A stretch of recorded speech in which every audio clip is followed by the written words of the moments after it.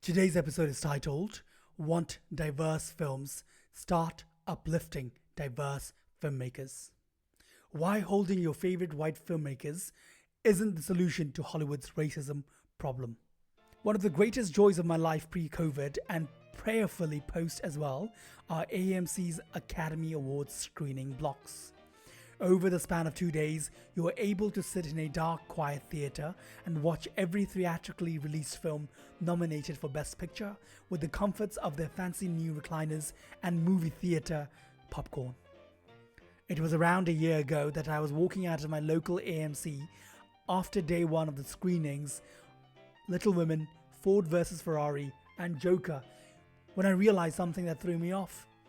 If I thought long and hard about it, I had seen 5 people of color in total. 3 feature-length films, and I could list every character of color on one hand. This isn't a new phenomenon. The Academy is under pressure as more stars speak out about the lack of diversity in this year's Oscar nominations. Hollywood is a white-dominated industry that gives the generous appearance of acceptance and diversity, all while creators of color are constantly being put into stereotypical boxes and passed up on job offers because they don't look the part. Outwardly, the entertainment industry wants us to believe so badly that they are changing for the better. But this is larger than an Academy Award or another role whitewashed for the sake of exposure. The change can begin from within. Holding celebrities accountable. Holding your #fave accountable is Twitter's favorite phrase. I take responsibility. I take responsibility. A beloved celebrity has a checkered past filled with sexual assault. He apologized on the Notes app, move on. That white actress has played roles written specifically for black women. Well, she isn't anymore, is she? Accountability is more than acknowledging the problem someone has caused and trusting that they will do better in the future. It means taking an active stance against that person until they have actionably proved that things will be different for the future of their time in the spotlight and for the rest of their life. And sometimes it even means giving up your loyalty to that celebrity entirely. Holding people accountable for their actions wouldn't be such a public issue.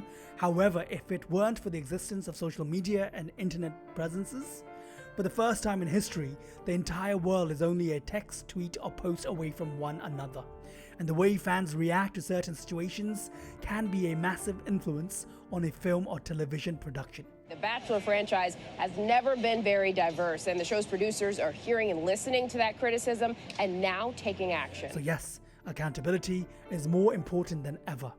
But we must ensure that our actions are active and unwavering. So what are we holding filmmakers accountable for?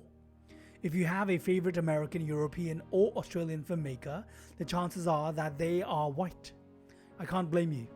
I'm a sucker for a good Nolan or Gerwig film, and statistically, screenplays written by white people are more likely to be picked up by directors who are white and producers also white than cast by and with white people.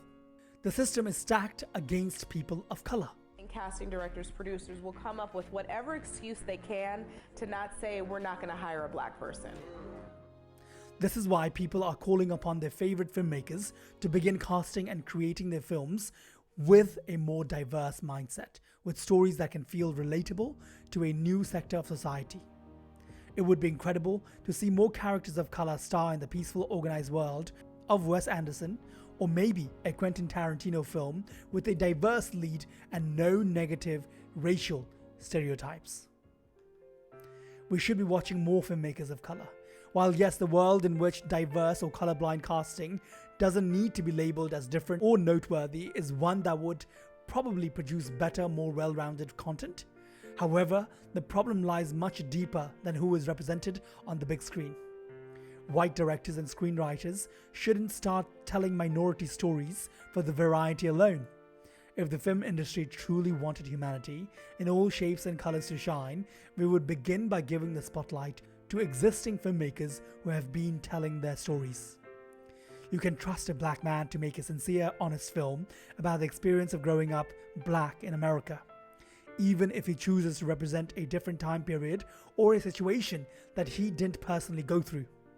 His film will still be authentically black. And action.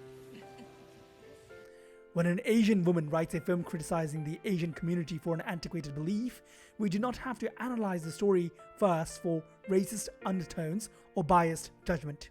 We can watch the movie and understand that this is true to how some Asian people feel about the issue. There is a peace that comes with watching the films of creators of color that will never be granted by a white filmmaker, because they innately understand the material they show to us. It is not just a story, but a history. A place to start. It wouldn't be fair to ask you to start diversifying your movie habits without giving you a place to start. So here are some incredibly talented directors of color that you might not have heard of. Satoshi Kon is a Japanese filmmaker who is primarily an anime and manga director, and his most famous work is the chillingly obsessive Perfect Blue. For the fans of anime or Studio Ghibli, Kon will be a surefire favorite. Anna Lily Amirpour, an Iranian-American director of the largely influential and prolific horror film A Girl Walks Home Alone at Night, has an upcoming project entitled Mona Lisa and the Blood Moon that looks equally as chilling. Ernest R. Dickerson focuses on both supernatural horror and urban suburbia with his set of action-based films such as Juice or Blind Faith. Michaela Cole both co-directed and starred in the critically acclaimed HBO series I May Destroy You. There's so much injustice, and my job is to speak the truth. Thank you for what you're doing. I love you too. Working in tandem with Sam Miller, and you can also watch her in Chewing Gum or Black Mirror. A better entertainment industry. In the end, sure, let's hold white filmmakers accountable. Having a cast of colorblind characters is certainly the better step in the right direction, and people of color deserve to see themselves represented in iconic filmography.